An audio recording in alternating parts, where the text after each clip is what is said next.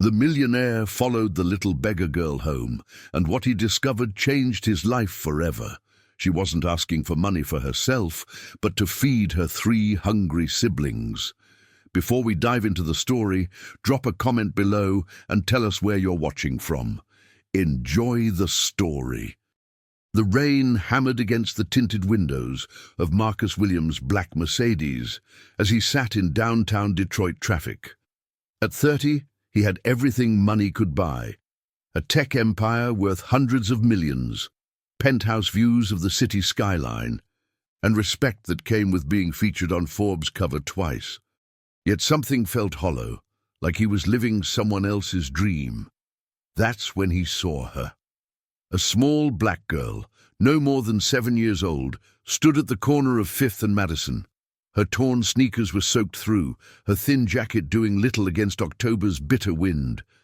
But what stopped Marcus cold wasn't her obvious poverty, it was her eyes. They held a determination he'd rarely seen in adults, let alone a child. She approached each car with the same careful ritual: a gentle tap on the passenger window, a shy wave, and words Marcus couldn't hear but could read on her lips. "Please, sir, just something small." Most drivers looked away. Others shook their heads with annoyed expressions. The girl never lost her composure, never showed frustration. She simply moved to the next car with the same quiet dignity. Marcus found himself rolling down his window as she approached. "What's your name, sweetheart?" His voice was gentler than he'd heard it in months. "Lily, sir." Her voice was barely above a whisper, but it carried the weight of someone much older. He pulled out his wallet, intending to give her a 20, but something made him pause. "Lily, are you hungry?" She shook her head quickly, too quickly. "No, sir, I'm okay, but—" She glanced around nervously as if someone might be watching. "My little brothers, they haven't eaten since yesterday morning." The light turned green. Cars behind him began honking impatiently. Marcus handed her a $50 bill, watching as her eyes widened in disbelief. "Thank you," she whispered, clutching the money like it was made of gold. "God bless you, mister." As traffic moved forward, Marcus couldn't shake the image of those determined brown eyes. That evening, during his usual dinner at the exclusive Riverside Club, the perfectly seasoned steak felt like cardboard in his mouth. Lily's words echoed, "My little brothers haven't eaten since yesterday." The next morning, Marcus made a decision that would change everything. Instead of heading straight to his office, he drove back to 5th and Madison. There she was again, same corner, same careful approach to each car. But this time, Marcus didn't stop to give her money.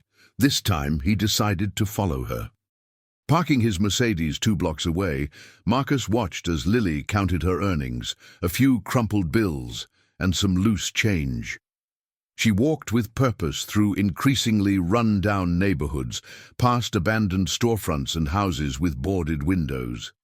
20 minutes later, she stopped at a small grocery store.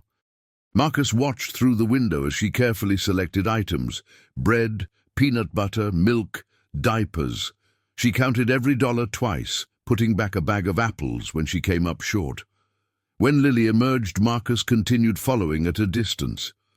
She turned down Elm Street, then into an alley Marcus wouldn't have entered in broad daylight. His heart raced as she disappeared behind what looked like an abandoned row house. Marcus parked and waited. Every instinct told him to leave, to go back to his safe, predictable world. But something about Lily's eyes wouldn't let him. After 10 minutes, he got out and walked toward the house. The front steps were rotted through, windows covered with cardboard and duct tape. This wasn't just poverty, this was desperation. Then he heard it. Children's voices laughing. The sound was so unexpected, so pure in this place of decay, that it stopped him in his tracks. Marcus crept closer to a gap in the cardboard, covering a side window. What he saw inside would haunt him for the rest of his life. Lily sat on a mattress on the floor, surrounded by 3 small boys. The youngest couldn't have been more than a year old. She was feeding him milk from a bottle, while the two older boys, maybe 3 and 5, shared pieces of bread she'd torn into small bites. "Tomorrow I'll get us something better," she was telling them in that same whisper voice. "Maybe some of those cookies you like, Tommy." The 5-year-old, Tommy, nodded seriously.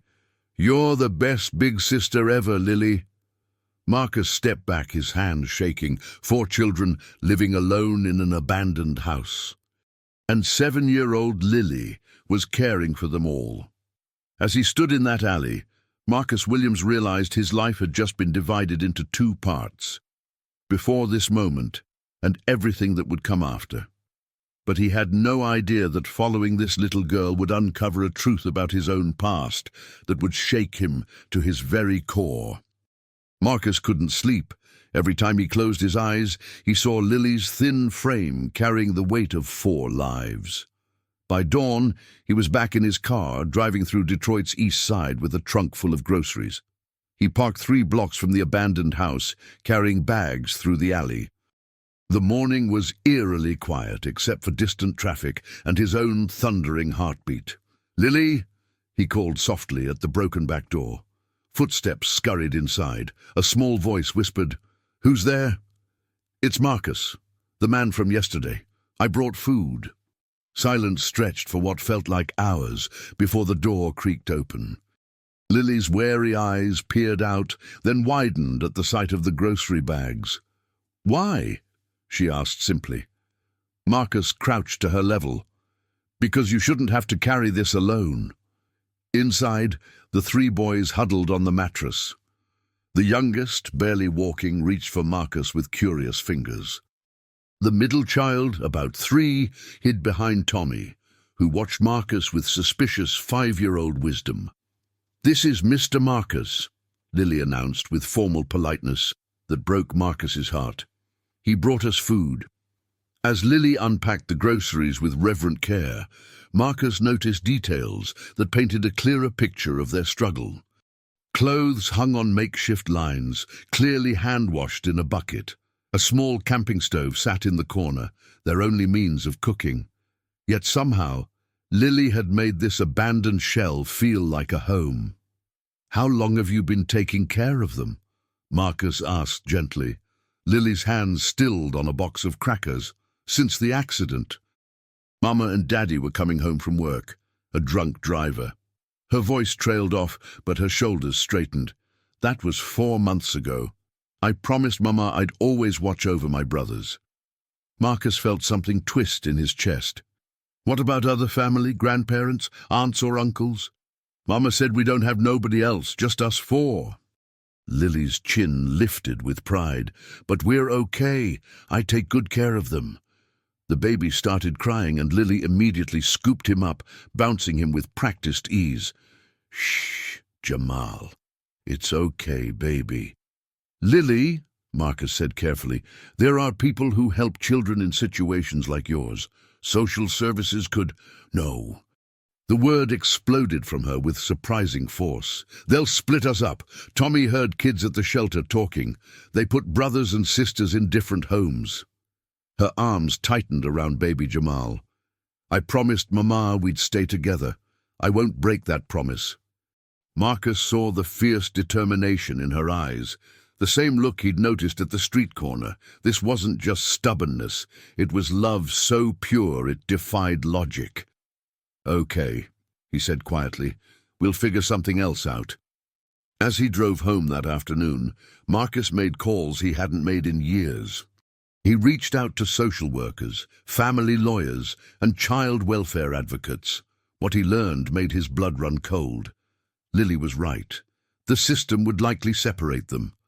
4 children, especially with one so young, rarely stayed together in foster care. The older kids would go to one home, baby Jamal to another family wanting to adopt an infant.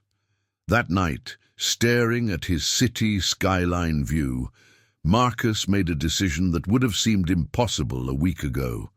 He was going to find a way to keep them together. All of them. But first, he needed to understand something that had been nagging at him since yesterday. Something about Lily's face, her mannerisms, felt oddly familiar, like looking at a ghost from his own forgotten past. The Detroit Public Library's genealogy section became Marcus's second office. For 3 days, he researched everything he could about Lily's family while secretly providing for the children's daily needs. Lily's parents were David and Sarah Johnson. David had worked construction. Sarah cleaned offices downtown. No extended family on record, no life insurance, no savings to speak of.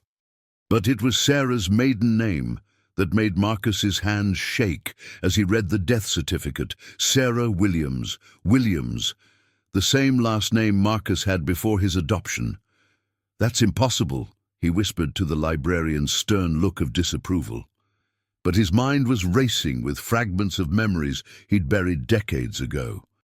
A young black woman with gentle eyes, his birth mother's voice calling his original name, not Marcus, but Michael, the feeling of being carried by someone who smelled like vanilla and hummed lullabies. He'd been 3 when the Williams family from Grosse Pointe adopted him. They'd given him everything: education, opportunities, a new identity. But they'd also sealed his original records, convinced that forgetting his difficult beginning was best for everyone. Marcus drove to the house on Elm Street with his heart hammering. Lily was teaching Tommy his letters using a stick to draw in the dirt outside. The scene was so achingly familiar that he had to grip the steering wheel to steady himself. "Mr. Marcus!" Tommy ran over, gap-toothed grin lighting up his face. "Look, I can write my name." "That's wonderful, buddy." Marcus ruffled Tommy's hair, noting how the 5-year-old had warmed up to him over the past few visits. Lily approached more cautiously, baby Jamal balanced on her hip. "You're early today." "I brought something different." Marcus held up a tablet computer. "I thought maybe we could look at some pictures together." Inside, with the boys occupied by the new device loaded with educational games, Marcus turned to Lily. "Can you tell me more about your mama? What was she like?" Lily's face softened. "Mama was beautiful. She worked real hard, but she always had time to read us stories. She used to say our family was special because we had love, even when we didn't have money." "Did she ever talk about her family before you were born?" "Sometimes." Lily's brow furrowed in concentration. "She said she had a little brother once, but he got taken away when they were kids. She never got to see him again." Lily's eyes grew distant. "Mama said she named me Lily because that was her brother's favorite flower. She planted them every year, hoping maybe he'd come home someday." Marcus felt the world tilt. His adoptive mother's garden. The lilies she planted every spring that he'd always assumed were just her favorite flowers. "Lily," his voice came out hoarse. "What was your mama's maiden name?" "Williams, Sarah Williams." "Why?" Before Marcus could answer, a sharp knock at the front door made them all freeze. Lily immediately gathered 3-year-old Marcus Jr., who they called Little M, while Tommy shut off the tablet with surprising speed. Through the cardboard-covered window, Marcus glimpsed official uniforms. His blood turned to ice. "Detroit Child Protective Services," a woman's voice called out. "We received a report about children living alone in this building. Please open the door." Lily's eyes met Marcus's across the room. In them he saw terror more profound than anything a 7-year-old should ever experience. "The roof," she whispered desperately. "There's a way out through the roof." But as footsteps circled the building and more voices joined the first, Marcus realized their sanctuary had become a trap. "Stay quiet," Marcus whispered, lifting baby Jamal while Lily gathered their few precious possessions into a backpack. Tommy held Little M's hand, both boys wide-eyed but trusting their sister's urgency. The voices outside grew more insistent. "We know you're in there, kids. We're here to help." Lily led them through a hole in the back wall that connected to the adjacent abandoned building. Marcus marveled at her survival instincts. She'd clearly planned escape routes long before today. They emerged 3 buildings down, in an alley strewn with rusted car parts and broken glass. Marcus's Italian leather shoes were utterly inappropriate for this terrain, but that was the least of his concerns. "My car's 2 blocks north," he panted, adjusting his grip on Jamal. "No." Lily shook her head firmly. "They'll be watching for cars." "We go underground." She led them down into Detroit's old steam tunnel system, a network Marcus never knew existed beneath his city. The tunnels were dark, damp, and terrifying, but Lily navigated them like she'd done this before. "How do you know about this place?" Marcus asked, as they walked single file through the narrow passage. "Daddy showed me.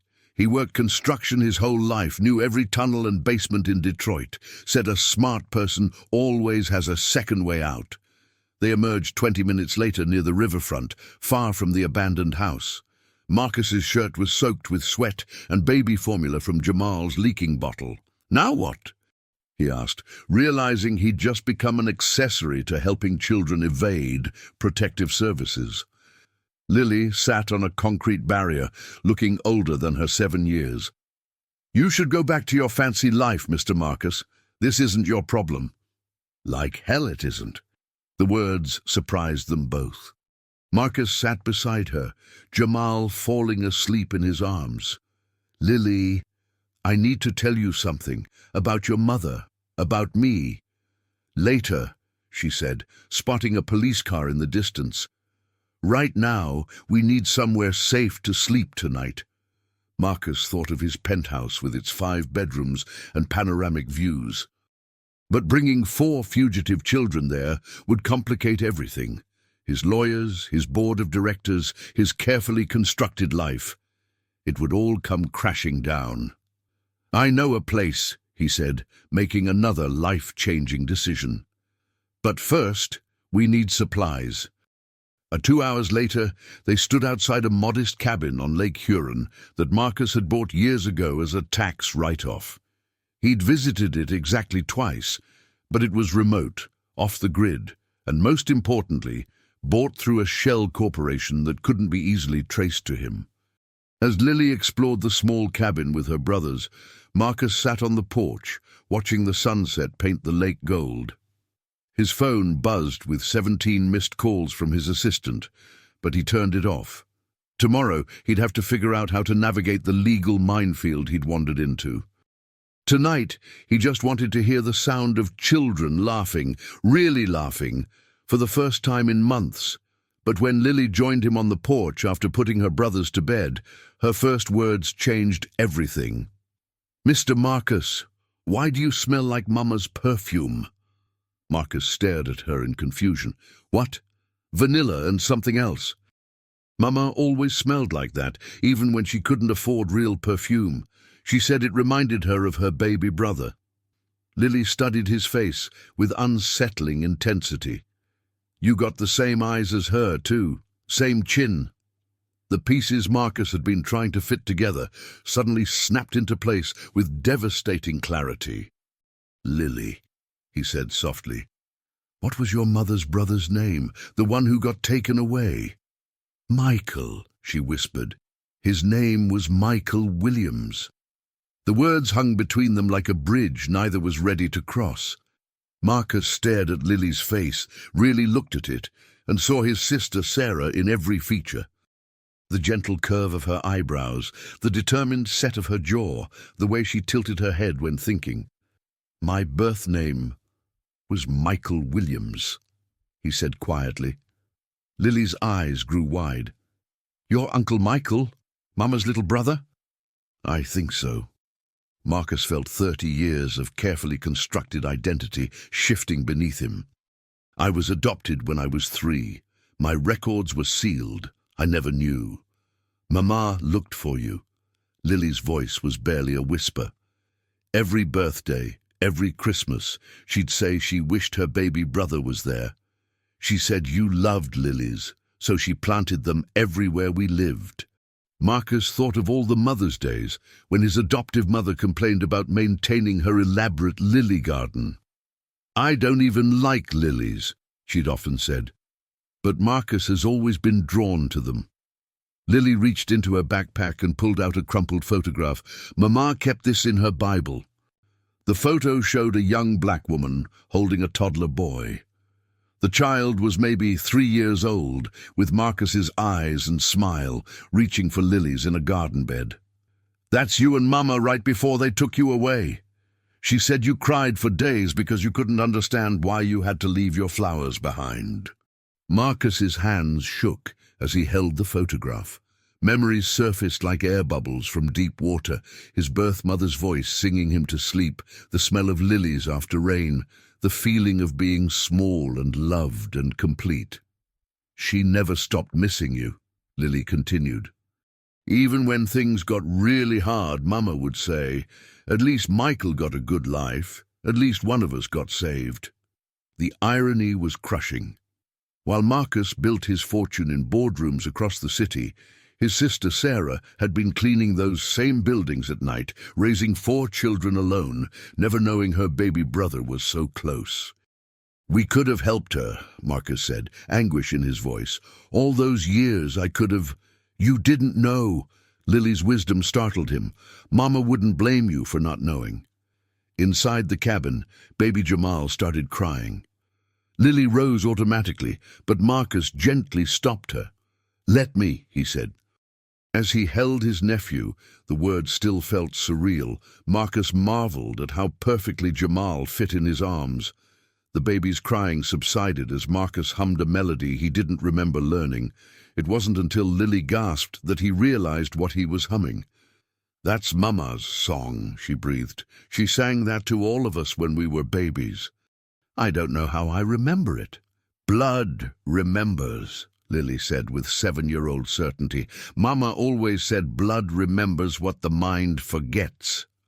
Over the next 2 hours they shared memories and photos on Lily's carefully guarded phone. Marcus told her about his adoptive family, his business, the life of privilege he'd lived while she and Sarah struggled. Lily shared stories about her mother's strength, her father's gentle humor, and the love that had held their small family together. "What happens now?" Lily asked as they watched Tommy, Little Em, and Jamal sleep peacefully in the cabin's single bedroom. Marcus had been wondering the same thing. He was wanted by Child Protective Services for interfering with an investigation. The children were technically fugitives from state care. His business empire, built on careful reputation management, could collapse under scrutiny. But looking at Lily's trust-filled eyes, he realized none of that mattered. "Now," he said, "I keep the promise your mama should have been able to make. We stay together, all of us. But the law can be changed. I have resources, lawyers, connections." Marcus felt certainty settling over him like armor. There has to be a legal way to make this work. Lily studied his face. "You'd really give up your fancy life for us?"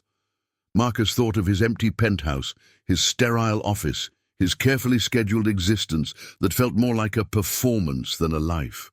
"Lily, I just found my family after 30 years. I'm not losing them again." But even as he made the promise, Marcus knew their troubles were just beginning.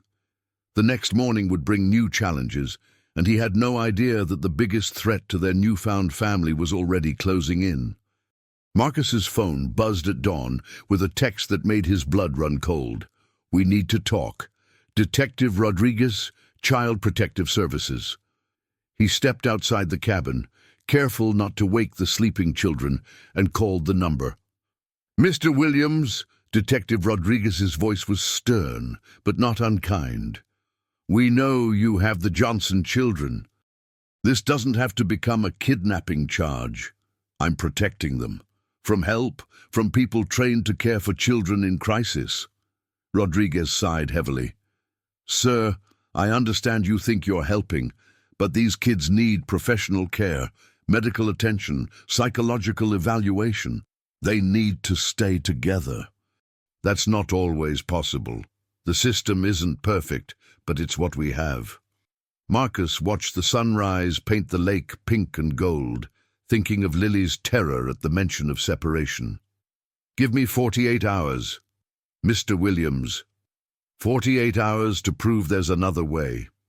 I'll bring them back voluntarily, but let me try to arrange something that keeps them together. Long silence. You have 24 hours. After that, this becomes a federal manhunt. As Marcus ended the call, he found Lily standing in the doorway, having heard every word. "You're going to give us back," she said matter-of-factly. "I'm going to find a solution." "There isn't one." Lily's voice carried weary acceptance. "Rich people don't adopt 4 kids at once, especially not poor black kids with problems. Tommy has nightmares. Little Em won't talk to strangers. Jamal needs medicine for his asthma." Marcus knelt in front of her. What if the rich person wasn't a stranger? What if he was family? "You can't adopt us. You're not married, you work all the time, you don't know anything about kids."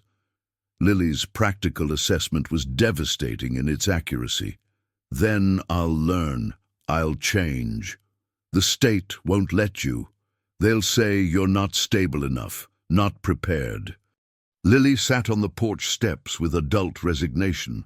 "I heard them talking at the shelter. Single men don't get to adopt kids unless they're perfect." Marcus realized she was probably right. His lifestyle, his bachelor status, his complete lack of parenting experience, it would all work against him in family court. There has to be another way. Lily was quiet for a long moment, watching her brothers through the window as they woke up and started playing quietly together. "Mama used to tell me stories about a place where families like ours could stay together. A special home for kids who didn't fit anywhere else." "What kind of place? I don't know if it's real. But Mama said there was a lady named Grace who took in whole families of kids. Not adoption, not foster care exactly, but something different." Lily's eyes held desperate hope. "Her last name was Henderson. Grace Henderson." Marcus felt a spark of possibility. "Do you know where?" "Mama said it was up north somewhere, near the lake." 20 minutes later, while the boys ate breakfast, Marcus was on his laptop searching for Grace Henderson. What he found made him lean forward with growing excitement. Grace Henderson ran something called the New Dawn Family Haven, a private residential facility for children in crisis. But it wasn't just an orphanage. It was specifically designed to keep sibling groups together while providing education, counseling, and family placement services. The testimonials were incredible. Families reunited, sibling bonds preserved, children thriving in an environment that prioritized emotional stability over bureaucratic efficiency. But there was a catch. The program had a waiting list 2 years long and cost more per year than most people made in 5. Marcus stared at the screen, calculating costs that would dent even his substantial fortune. Then he looked at Lily patiently helping little Em tie his shoes, while Tommy fed Jamal a bottle, and realized he'd found his answer. "Pack up," he told them. "We're taking a road trip." "Where?" Lily asked suspiciously. Marcus smiled for the first time in days. "To meet Grace Henderson." As they loaded into his Mercedes, an odd sight, 4 homeless children in a $1 million car, Marcus felt something he hadn't experienced since building his first company. The thrill of a calculated risk that could either save everything or destroy it completely. But he also felt something else, something that had been missing from his life for 30 years, the fierce, protective love of family, and he was willing to gamble everything to keep it. The New Dawn Family Haven sat on 40 acres of pristine Michigan woodland, looking more like a summer camp than an institution. Marcus pulled through the wrought iron gates with his heart hammering, aware that this meeting would determine the children's future. Grace Henderson was nothing like he'd expected. Instead of a stern institutional director, she was a warm woman in her 60s with silver hair and laugh lines that spoke of years spent with children. She greeted them on the wraparound porch of the main house. "You must be the Williams family," she said, kneeling to Lily's eye level. "I'm Grace. Welcome home." The word home made Lily step closer to Marcus, but Tommy immediately perked up at the sight of other children playing on elaborate playground equipment visible through the trees. "Mr. Williams," Grace said, rising to shake Marcus's hand.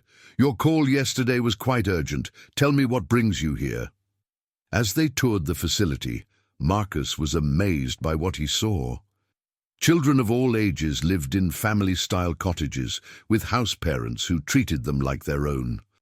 There were classrooms, therapy rooms, art studios, and a medical clinic staffed by pediatric specialists.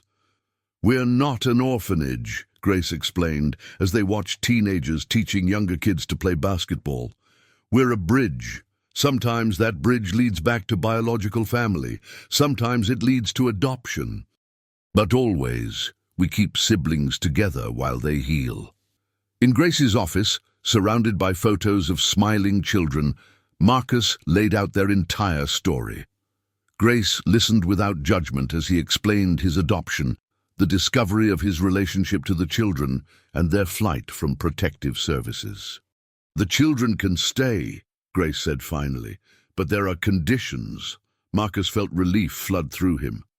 "Anything. First, you work with our family counselor to understand what these children have been through. Trauma doesn't disappear because someone provides food and shelter."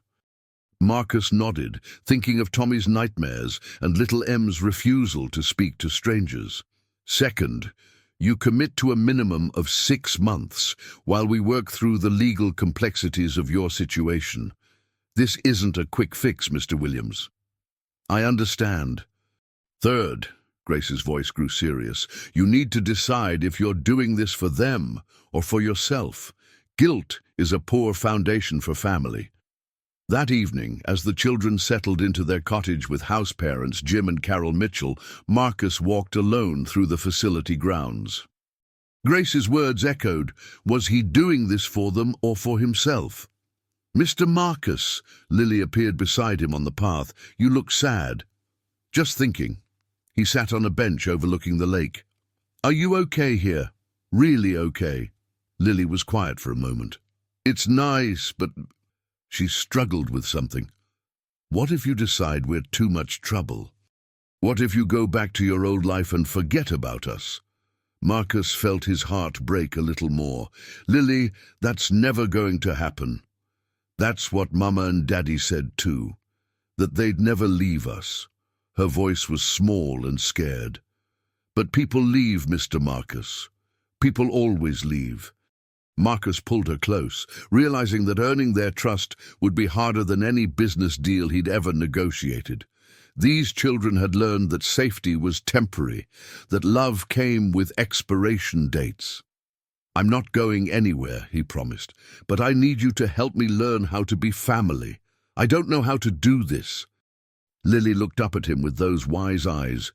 "Nobody knows how at first. Mama said love is something you practice, like piano or reading."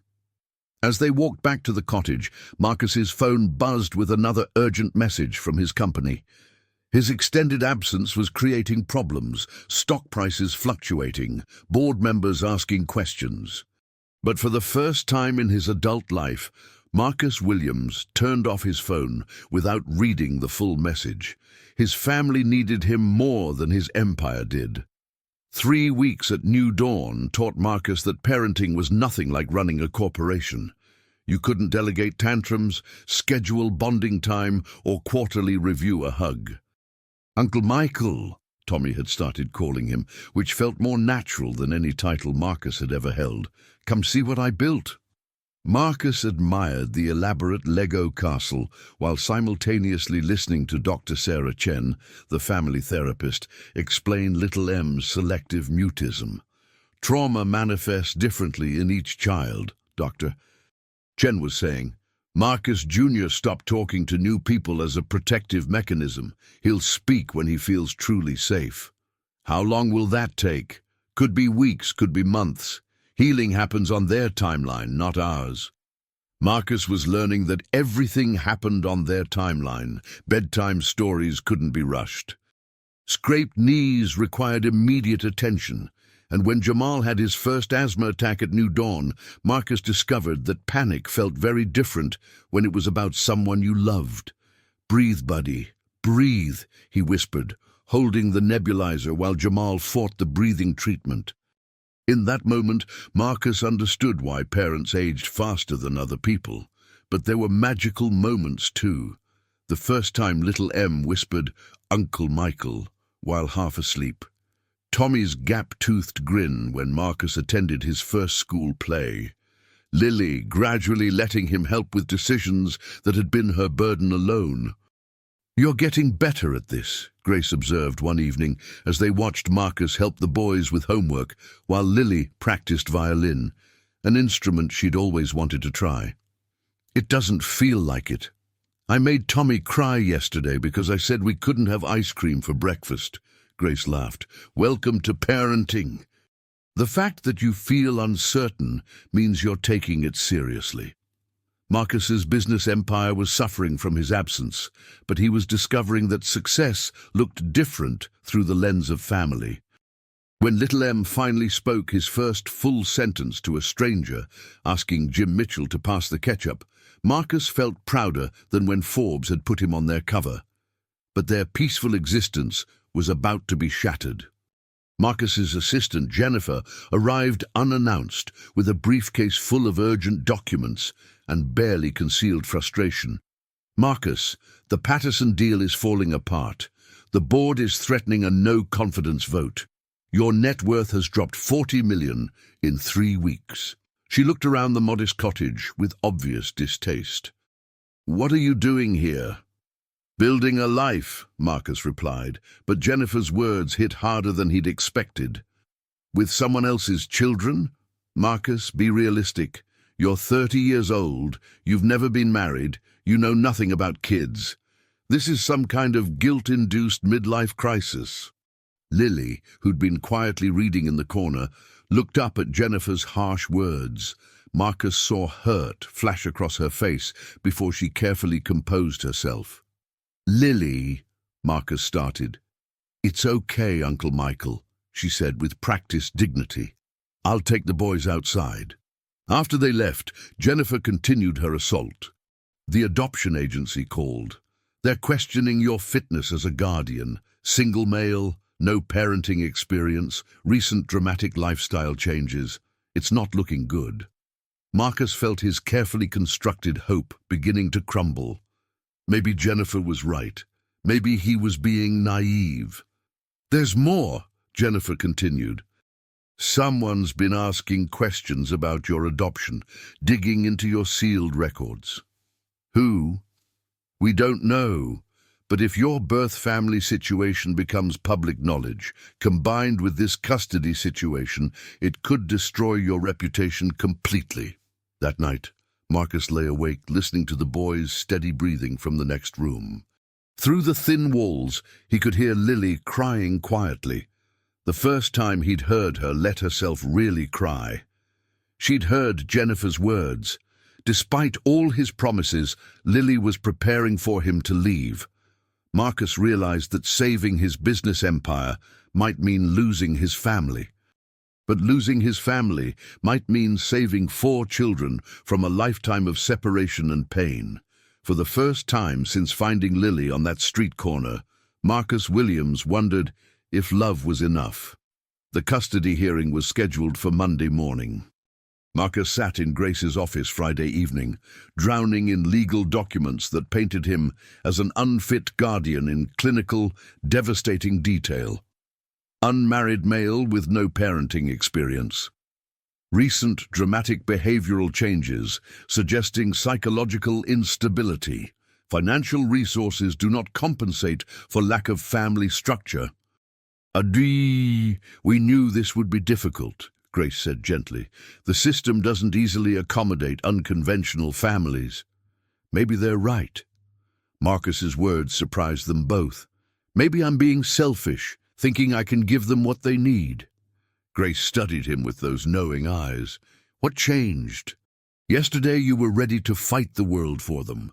Marcus thought of his crumbling business, the board threatening to remove him, the investigators digging into his past. I built my entire identity around being successful. If I lose that, what do I have to offer them? Have you asked them what they want?" Before Marcus could answer, the door burst open. Lily stood there, tears streaming down her face, holding a letter. "They want to split us up anyway," she sobbed, thrusting the paper at Marcus. The letter was from Child Protective Services. Due to the complex nature of the case and concerns about Mr. Williams' suitability, they were recommending immediate placement in separate foster homes to ensure each child receives appropriate individual attention. Marcus felt rage build in his chest. "They can't do this." "They can," Grace said grimly, reading over his shoulder. "If the judge decides against you Monday, this becomes the fallback plan." That evening, Marcus made phone calls that burned bridges he'd spent years building. He liquidated stocks, called in favors, and hired the most expensive family lawyer in Michigan. "I won't lie to you," attorney Margaret Reese told him over the phone. "Your chances are maybe 30%. The state has a strong case against single male guardianship, especially with your unusual situation. 30%. Those odds would have been unacceptable in any business venture. But for his family, Marcus would take any chance. Saturday morning brought a surprise visitor. Detective Rodriguez arrived at New Dawn with an expression Marcus couldn't read. "Mr. Williams, I need to speak with you privately." They walked to Grace's office while the children played outside, unaware that their future hung in the balance. "I've been investigating your case," Rodriguez began. "Something about it bothered me." Marcus braced himself for more bad news. The initial report about children living alone in that abandoned house, it came from an anonymous tip, very detailed, very specific. Rodriguez pulled out a file. "Too specific for a random neighbor." "What are you saying?" "Someone wanted those kids found. Someone who knew exactly where they were and how long they'd been there." Rodriguez opened the file. "Mr. Williams, I think someone's been watching your family." Marcus felt cold dread settle in his stomach. "Who?" "That's what we need to figure out, because whoever it is, they don't want you to get custody of those children." Through the window, Marcus could see Lily pushing Tommy on a swing, while little Em chased butterflies, and Jim Mitchell held baby Jamal. They looked so peaceful, so normal. The idea that someone might be deliberately trying to destroy their happiness made Marcus's vision go red with fury. Why would someone do that? Rodriguez closed the file. "In my experience, when someone goes to this much trouble to separate a family, it's usually about money." "Money? You're worth what? 300 million? Those kids are your only living relatives. If something happened to you..." Marcus stared at him in shock. "They'd inherit everything." "Not if they're scattered across the foster system with no legal connection to you. Not if you're declared unfit to be their guardian." The implications hit Marcus like a physical blow. Someone wanted him isolated from his newfound family, vulnerable and alone.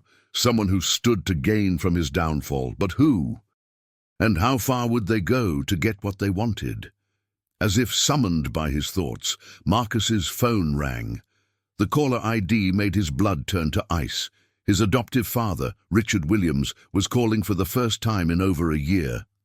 "Son, we need to talk." Richard Williams' voice carried the same commanding authority that had shaped Marcus's childhood. "I'm concerned about these decisions you've been making." Marcus stepped outside the cottage, his hand trembling as he held the phone. "What decisions?" "This business with these children." "Marcus, you're throwing away everything we gave you, everything you built." Richard's tone grew stern. "I won't stand by and watch you destroy the Williams legacy over some misguided guilt about your origins." The word origins hit like a slap. "These children are my family, Richard. We are your family. Helen and I raised you, educated you, gave you every opportunity. We made you who you are. Richard's voice rose. "And now you want to throw it all away for some street kids who share your DNA?" Marcus felt 30 years of careful emotional distance cracking. "Those street kids are my sister's children, my nephews and niece." "Your sister was a cleaner, Marcus, a single mother who couldn't even keep a roof over her children's heads. Is that the legacy you want?" The cruelty in Richard's voice was breathtaking. "How do you know about Sarah?" Silence stretched too long. When Richard spoke again, his voice was different, calculating. "I've always known about your birth family, Marcus. We had them monitored." "Monitored?" Marcus's world tilted. "What does that mean?" "We needed to ensure they wouldn't interfere with your development. When your birth mother started looking for you, we made sure she understood that any contact would result in legal consequences." Marcus leaned against the cottage wall, his legs suddenly weak. "You threatened her?" "We protected you from a world of poverty, crime, and limitation." Richard's voice hardened. "Sarah Williams understood that your best interests lay with us. She looked for me." Marcus's voice was barely a whisper. "Lily said she looked for me every birthday. She was told to stop, for everyone's sake." The enormity of what Richard was saying crashed over Marcus like a tidal wave. His adoptive parents hadn't just sealed his records, they'd actively prevented his birth family from finding him. Sarah had died never knowing her baby brother was mere miles away, living in luxury while she struggled to survive. "The anonymous tip to child services," Marcus said, pieces falling into place. "That was you. I'm trying to save you from yourself, Marcus. These children will drag you down to their level. You weren't meant for that life." "Get away from my family!" Marcus's voice was deadly quiet. "Those children aren't your family. We are. And if you can't see that—" Richard paused meaningfully. "Well, the board of directors might be interested to know about their CEO's recent psychological instability." The threat was clear. Richard Williams still had connections, still had power. He could destroy Marcus professionally while simultaneously ensuring the custody case went against him. "You're threatening me. I'm offering you a choice. Come home, end this nonsense, and resume your proper life.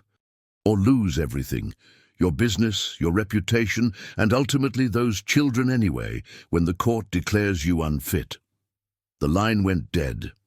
Marcus stood in the Michigan woods, watching his family through the cottage windows, and realized he was facing an enemy who'd been manipulating his life for 30 years. Richard Williams had the resources, connections, and ruthless determination to destroy everything Marcus cared about. But he'd made one crucial mistake.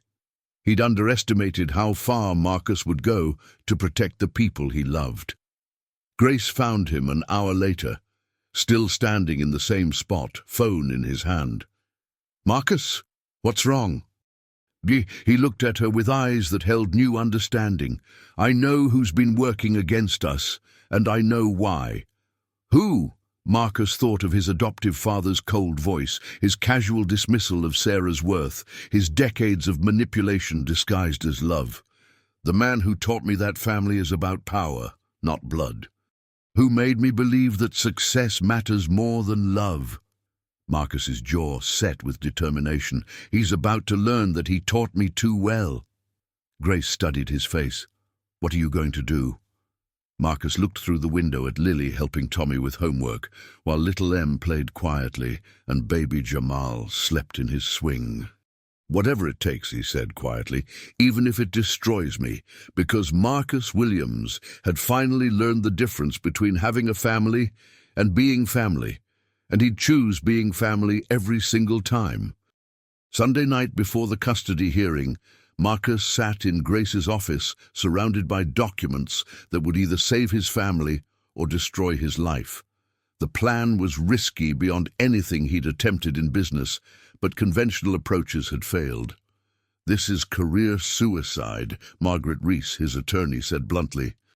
"If we present this evidence and it backfires, you'll lose everything. I'm going to lose everything anyway if we don't try. Marcus signed the final document with steady hands.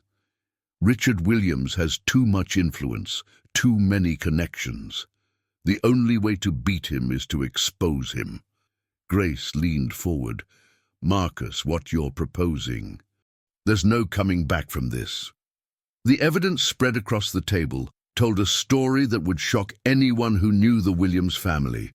Private investigator reports, financial records, sealed documents that Marcus had paid a fortune to obtain legally.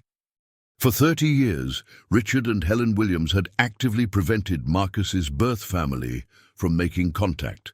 They'd hired investigators to monitor Sarah Williams, had lawyers send cease and desist letters when she tried to find her brother, and had even influenced job opportunities to keep her financially struggling and geographically distant. They didn't just adopt me, Marcus said quietly. They stole me, and they let my sister live in poverty while I grew up in mansions, never knowing she was looking for me. The most damaging evidence was a series of payments. Large sums transferred to various officials over the years, including a substantial donation to Child Protective Services just days before the anonymous tip about Lily and her brothers. Your adoptive father orchestrated this entire custody challenge, Margaret said, reviewing the financial records. He's been planning to separate you from these children since the day you found them. Why? Grace asked. Marcus thought of Richard's cold voice on the phone. Control. He created Marcus Williams, the successful businessman. He can't tolerate Marcus Williams, the family man, especially not with a black family from Detroit. It doesn't fit his vision of who I should be. Margaret gathered the documents. This evidence will destroy the Williams family reputation. Your adoptive parents will face criminal charges. Are you prepared for that? Marcus thought of Sarah, dying young and alone, never knowing her baby brother was close enough to help. He thought of Lily, carrying burdens no 7-year-old should carry, while he lived in ignorant luxury. I'm prepared. The night stretched long as Marcus made final preparations. He wrote letters to his board of directors, liquidated assets, and prepared for the possibility that tomorrow would end with him losing custody anyway. The evidence against Richard was strong, but the system still favored traditional families over unconventional ones. At dawn, Lily found him on the porch, staring at the lake. Uncle Michael, are you okay? She'd started calling him Uncle Michael, exclusively now, sensing somehow that Marcus Williams was a name that belonged to his old life. I'm scared, he admitted. What if I can't protect you? What if they split you up anyway? Lily sat beside him, looking older than her 7 years. Mama used to say that love isn't about winning, it's about trying. What if trying isn't enough? Then at least we tried together. Lily's small hand slipped into his. And maybe that's what family really means.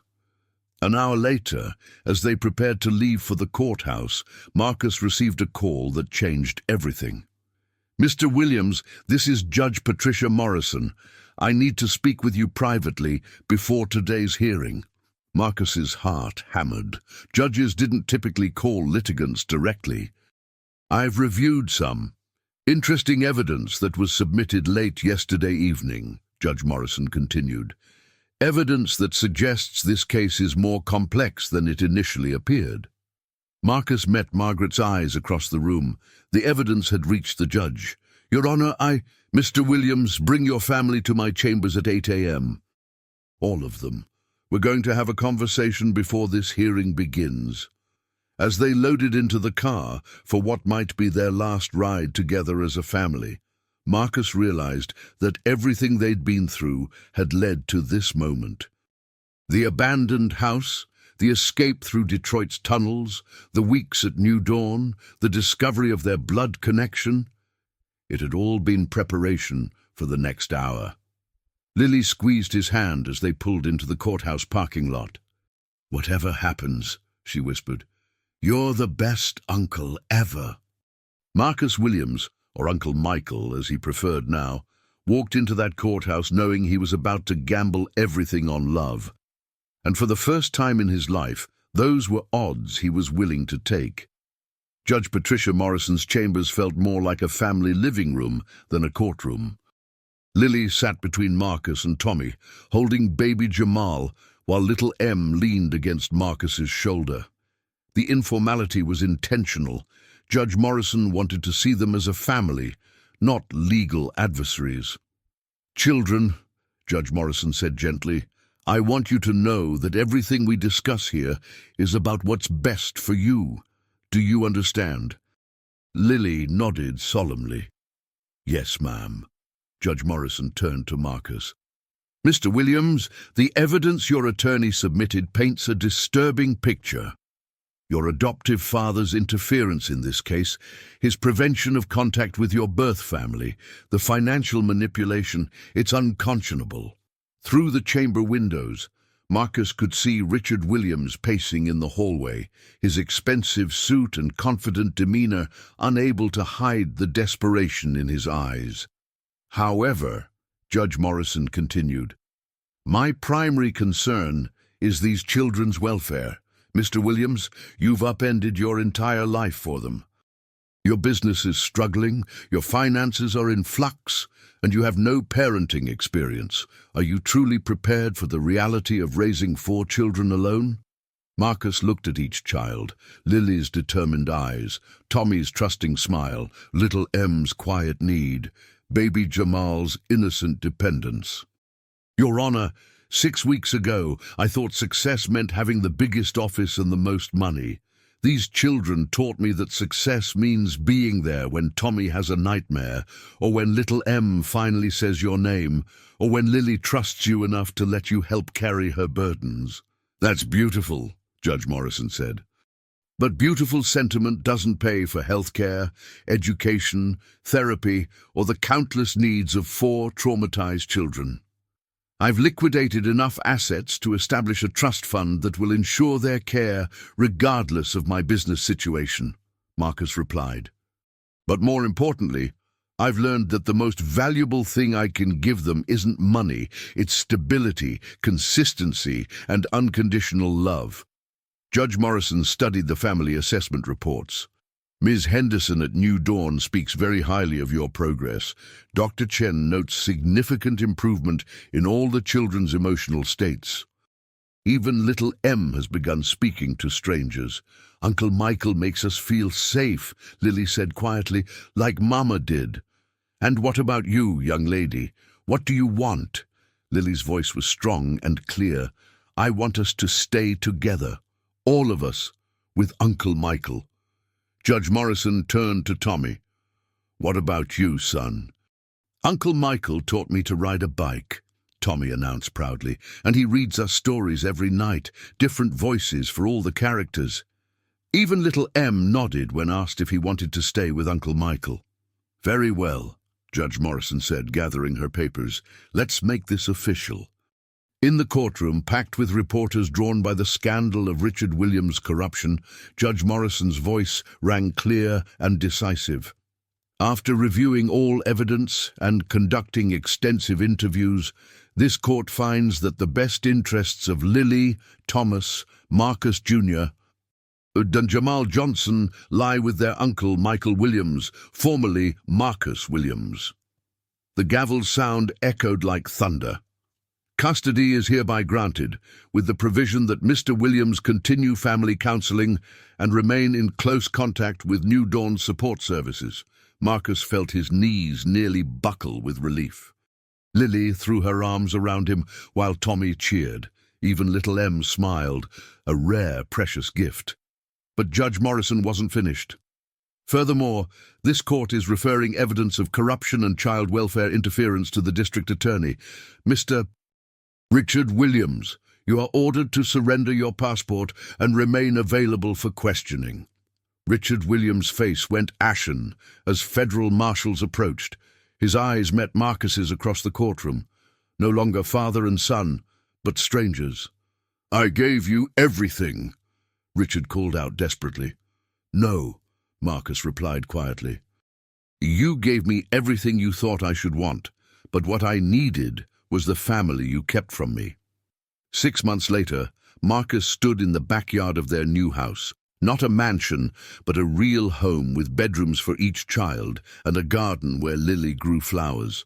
His business had downsized but stabilized. He'd stepped back from the CEO role to focus on family, discovering that true wealth was measured in school plays attended, scraped knees kissed, and bedtime stories read. "Uncle Michael!" Tommy called from his tire swing. "Push me higher!" Little Em, now talking freely, was teaching baby Jamal to stack blocks. Lily practiced violin on the porch, the melody floating across their small paradise. Richard Williams had pled guilty to corruption charges and served 6 months in minimum security prison. Helen Williams had quietly moved to Florida, unable to face the scandal. Marcus felt no satisfaction in their downfall, only sadness for the family that might have been if love had mattered more than control. Detective Rodriguez visited monthly, having become an unofficial family friend. Grace Henderson came for Sunday dinners, marveling at the transformation in all 5 of them. "You know what I love most?" Grace said, watching Marcus help Jamal take his first wobbly steps. "You didn't save them, Michael. They saved you." Marcus smiled, thinking of the empty penthouse he'd once called home and the hollow success he'd once cherished. "I used to think family was about blood or law or obligation, but it's not. It's about choosing to show up every day, even when it's hard." That evening, after baths and stories and the careful ritual of bedtime, Marcus found Lily on the porch steps, looking at the stars. "What you thinking about, sweetheart?" "Mama," Lily said softly. "I think she'd be happy we found each other." Marcus put his arm around her. "I think she's been watching over us all along. Uncle Michael, do you ever miss your old life?" Marcus looked through the window at Tommy and little Em sleeping peacefully, at baby Jamal's crib, at the family photos covering every surface. "Not once," he said honestly. "This is exactly where I belong." As they sat together under the stars, Marcus realized that sometimes the most important journey isn't about where you're going, it's about finding your way home to the people who need you most. And in that small house in Michigan, surrounded by the laughter and love of 4 extraordinary children, Marcus Williams, Uncle Michael, had finally found his way home.